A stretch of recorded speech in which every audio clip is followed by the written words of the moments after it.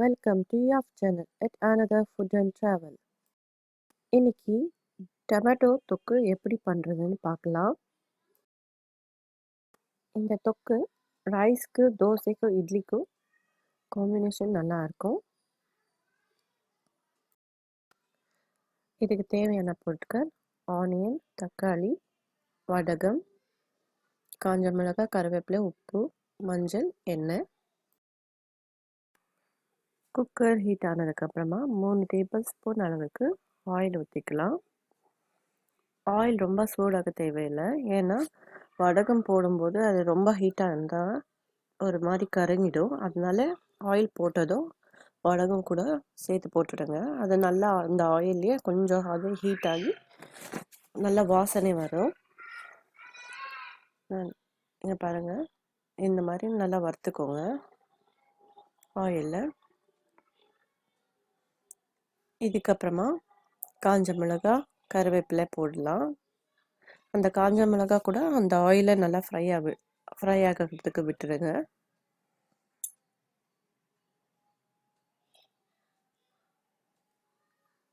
இப்போ 2 ஆனியன் பொடியாக கட் பண்ணதை போட்டுக்கலாம். ஆனியன் எல்லாம் ரொம்ப வறுத்துக்கணும், இது பண்ணணும் அப்படிலாம் இது வேணாம். இது கொஞ்சமாக சாஃப்ட் ஆனாலே போதும். இங்கே பாருங்கள், இந்த மாதிரி சாஃப்ட் ஆனாலே போதும். இப்போது 4 மீடியம் சைஸ் தக்காளி பொடியாக நறுக்கி வச்சது போட்டுக்கலாம். தக்காளி சாஃப்ட் ஆனாலே போதும். அதுக்கு இது கூடவே நீங்கள் மஞ்சள், உப்பு சேர்த்துட்டு அந்த லிட்டு ஃபுல்லாக க்ளோஸ் பண்ண தேவையில்லை. மேலே அப்படியே மூடி வச்சுட்டு அந்த சாஃப்ட் ஆனதுக்கப்புறமா நல்லா ஒரு மாதிரி கொழையிற மாதிரி ஆகிடும். தக்காளி எல்லாம் சாஃப்ட் ஆகிடும். அது வரைக்கும் விட்டாலே போதும். உப்பு போட்டதுனால ரொம்ப சாஃப்ட் ஆகிடும். இங்கே பாருங்கள், சாஃப்ட் ஆகிடுச்சு.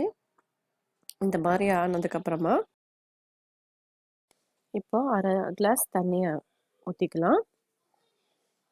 இந்த தண்ணியை ஊற்றிட்டு நல்லா கொதிக்க விட்டுட்டு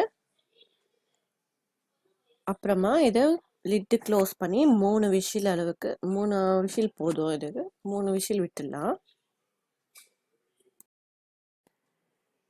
விசில் ஃபுல்லாக இறங்கிடுச்சு. இப்போ இதை பார்த்தீங்களா, நல்லா தக்காளி இதெல்லாம் நல்லா குக் ஆயிடுச்சு. இப்போ இதை மசியல் வச்சு நல்லா மசிச்சு எடுத்துக்கணும். இதுக்கு தாளிக்கிறதெல்லாம் எதுவும் வேணாம். இது நல்லா வறுத்து தானே இது பண்ணியிருக்கோம், அதனால தாளிக்கிறதெல்லாம் எதுவும் தேவையில்லை. நல்லா மசிச்சிங்கன்னா போதும். தக்காளி தொக்கு ரெடி ஆயிடுச்சு. இதுக்கு ரைஸுக்கு சூப்பராக இருக்கும். நீங்கள் ட்ரை பண்ணி பாருங்கள். ட்ரை பண்ணி எப்படி இருக்குன்னு கமெண்ட் பண்ணுங்கள், ஷேர் பண்ணுங்கள். இது ரொம்ப ஈஸியாக ஒரு 10 to 15 நிமிஷத்தில் முடிச்சிடலாம். இதுக்கு திங்ஸும் ரொம்ப தேவையில்லை. ஆனியன், டொமேட்டோ இருந்தாலே போதும். நீங்கள் வீட்டில் ட்ரை பண்ணி பாருங்கள். Thanks for watching. Subscribe to YAFT channel.